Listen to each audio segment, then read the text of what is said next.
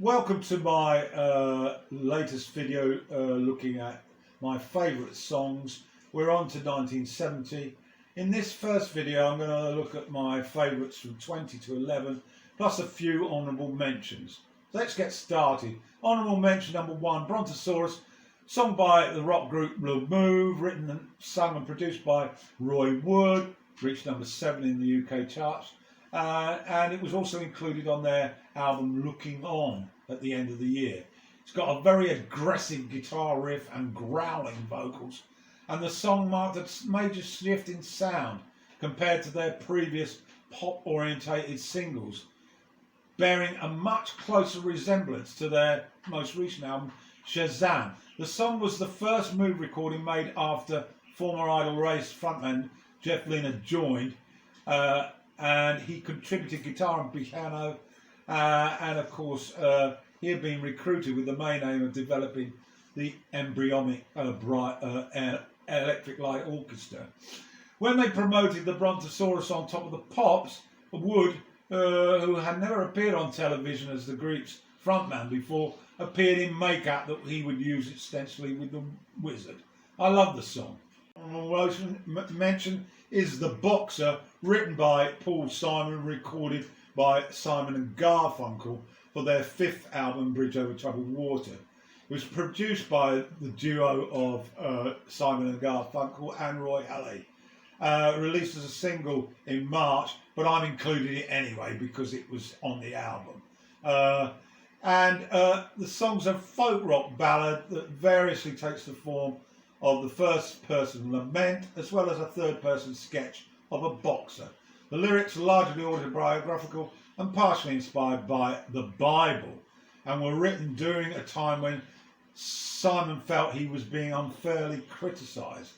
The song discusses poverty and loneliness, and it's particularly known for its plaintive refrain, in which they sing la la la, punctuated by a fist slamming down on the top of a Fender twin reverb guitar amp, with the reverb turned full up. The version originally released by the duo features an instrumental melody played in unison on pedal-skilled guitar played by Shirley Chalker and piccolo trumpet. The song also features a bass harmonica played by Charlie McCoy. Lovely song, one of their best, and it's my honourable mention number 2. Honourable mention is ABC by Jackson 5. It was released as a single on February 27, 1970, follow-up to I Want You Back. It knocked the Beatles' Let It Be off the top of the Billboard charts and was number 1 on the Soul Singles charts for 4 weeks. Impressive sort of personnel on this song. Dave Walker on guitar, Louis Sheldon and Don Peake also on guitar, Wilton Felder bass guitar, and Gene Pello on drums, Freddie Perrin on keyboards, Sandra Crouch on tambourine, and lots of bongos. I love it, it's full of energy, and it's got little Michael Jackson on lead vocals. ABC then. My third notable mention. Sorry, I forgot one more. My last notable mention is Let's Work Together by Canned Heat. Huge hit for them. A band that I really did like at the time, with that sort of rocky blues feel and the huge Bob Hite singing vocals. Great sort of riff, great chorus, easy to put it on in the car as you go down the highway. Road sort of songs was something that Heat were particularly famous for, and it's my last notable exception. So to the top 20 songs from 1970. Now we've got through those honourable mentions. And at number 20 is Big Yellow Taxi, a song written, composed and originally recorded by Joni Mitchell in 1970. It was originally released on her album Ladies of the Canyon and hit her native Canada chart, as well as in Australia, and it got to number 11 in the UK, but not very successful in the States, however. In 1996, Mitchell described the writing of this song She said, I wrote Big Yellow Taxi on my first trip to Hawaii. I took a taxi to the hotel, and when I woke up the next morning, I threw back the curtains and saw these beautiful green mountains in the distance. And then I looked down and there was a parking lot as far as the eyes could see, and it broke my heart. This blight on paradise, and that's when I sat down and wrote the song. And certainly the song is known for its environmental concerns. The song is known for its environmental concerns, and they paved the paradise to put up a parking lot as referred.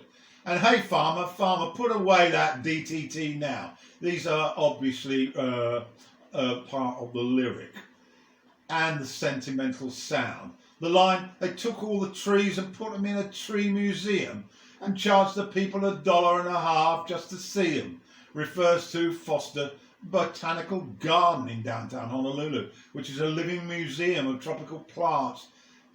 In the song's final verse, the political gives way to the personal, with Mitchell recounting the departure of her old man in an eponymous big yellow taxi, which may refer to the old Metro Toronto Police patrol cars, which until 1986 were painted yellow.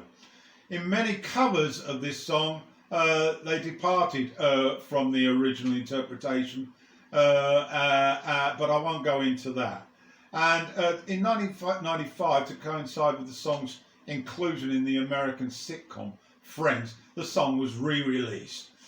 It's an absolute joy of a song, I think, and amidst the classics on that album, definitely merits my list in these top 20 songs. It was released as a single, and so that's where it is. Okay, that's my number 20. So to number 19. This is Ohio, a protest song and counterculture anthem written and composed by Neil Young. It was his reaction to the Kate Stent shootings that took place in the United States in May 1970. And of course, Crosby, Stills and Nash performed it. It was released as a single and backed with Steve Stills' Find the Cost of Freedom. Quite successful on the Billboard charts, got to number 14. And it was also included on Four-Way Street as a live version.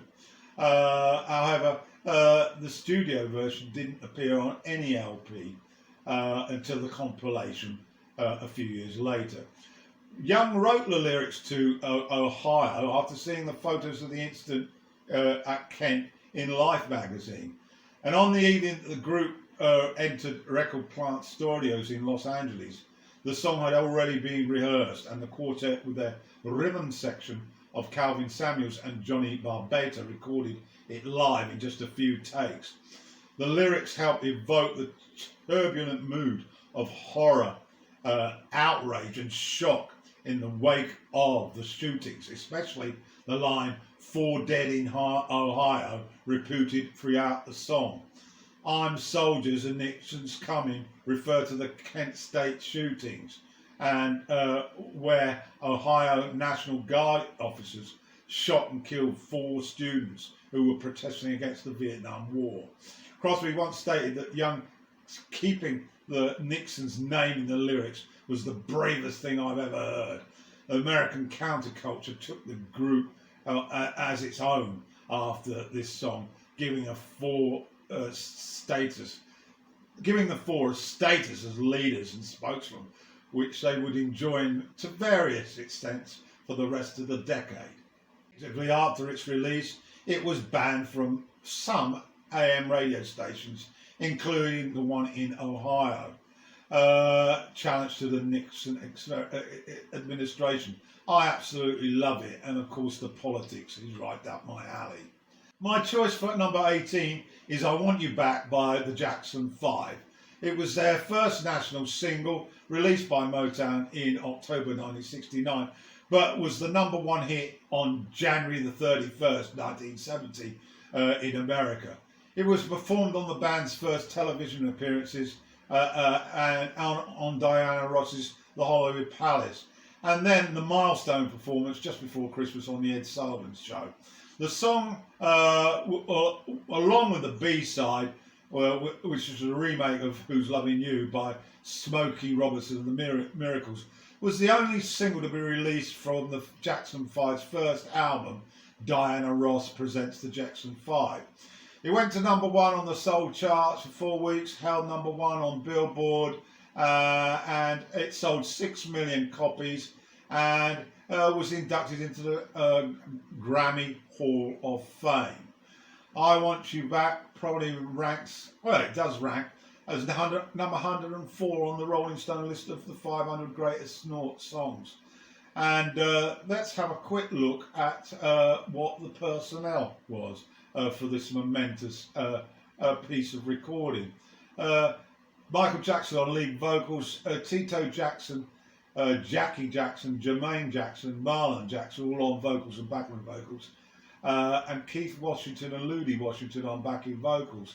We had Phonce Missel on piano, Freddie Perrin on piano, Louis Shelton on guitar, David T. Water on rhythm guitar, Wilton Felder bass guitar, Don Peake on guitar, Gene Pilo on drums, Clarence McDonald on keyboards, and Joe Sample on piano. We also had a tambourine and pongo player. I put it on here because it's such a momentous song, and of course the video was absolutely extraordinary with young Michael kicking out the lead vocal. So that's my number 8. This is The Letter by Joe Cocker, released in 1970, written by Wayne Carson. He recorded the letter during the rehearsals for his up-and-coming Mad Dogs and Englishmen tour in March 1970 with Leon Russell and the Shelter People. Russell and Denny Cordell produced the recording, and it was successful on the Billboard Hot 100. Eventually reached number 7. The Letter became his first top 10 single in the US. Of course, it was also done by the Box Tops, but that came out somewhat earlier. And he performed it regularly on the tour, and particularly I note his performance at the Fillmore East in 1970.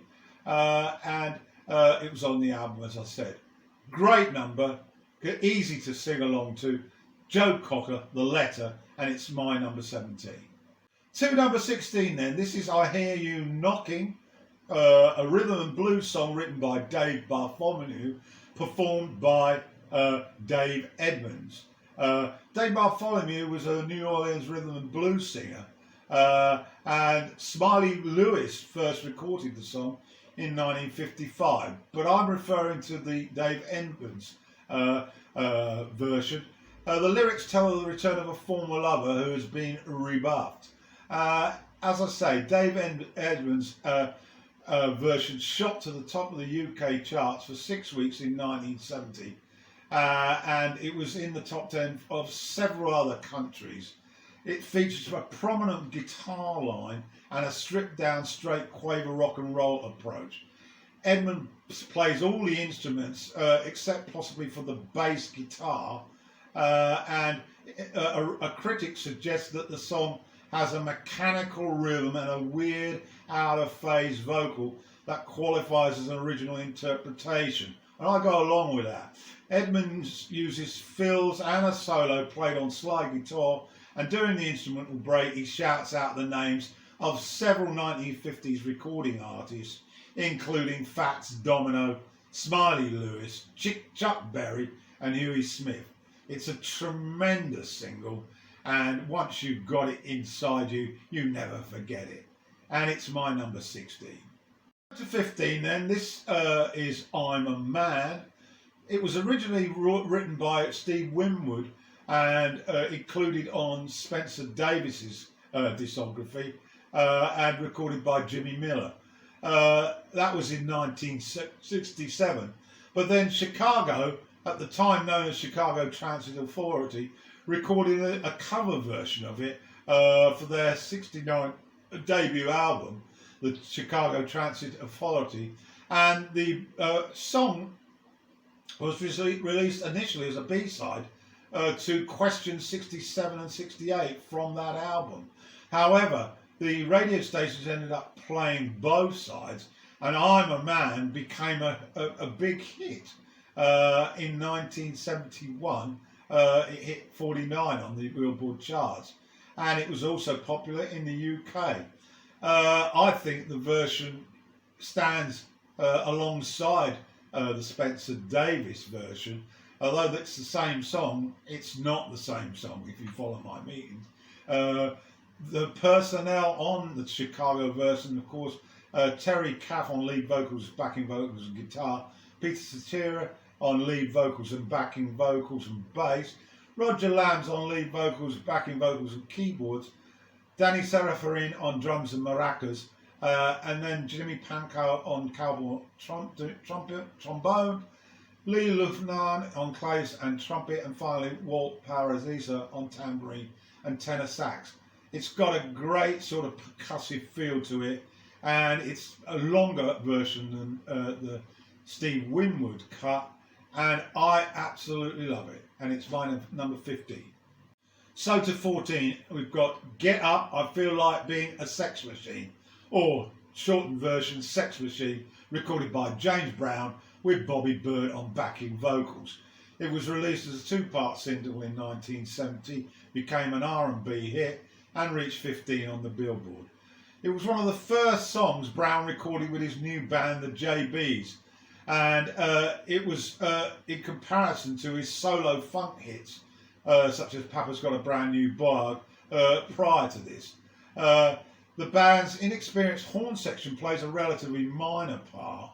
The song centres on the insistent riff played by the brothers Bootsy and Catfish Collins on bass and guitar, and Jabo Starks on drums, along with the call and response interplay between Brown and Byrd's vocals, which consists mainly of exhortations of get up, stay on the scene like a sex machine.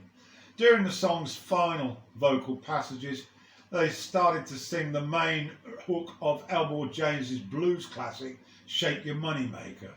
The original Signal version, recorded like many of Brown's hits, he did it in just 2 takes, and he begins it with a spoken dialogue with his band.